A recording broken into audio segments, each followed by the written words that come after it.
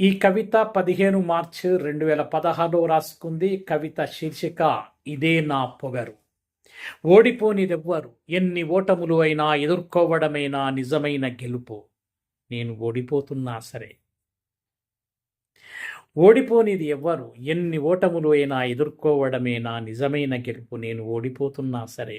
నిజమైన ఓటమి అంటే సమస్యల సుడిగుండపు వలయంలో మునుగుతూ తేలుతూ భయంగా సమస్యను చూడటమే.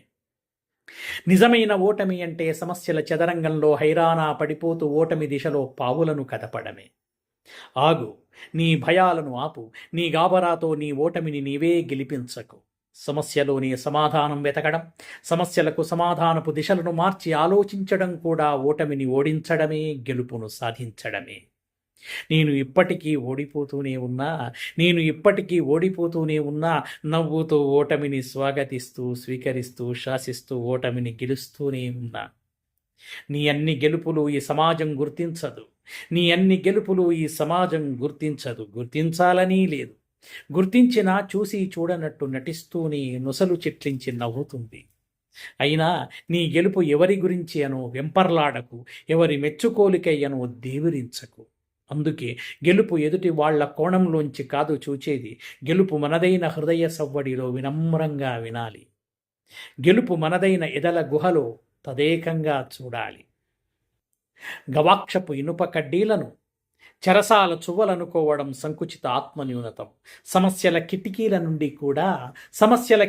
నుండి కూడా విశాల విశ్వపు ప్రకృతిని ఆస్వాదించడమే సంచలిత ఆత్మ ప్రజ్వలితం.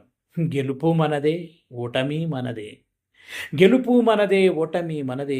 రాలిపోతున్న ఆకుల నిశిరాత్రి ఊళల మృత్యుఘంటికలు వినకువో నా హృదయమా.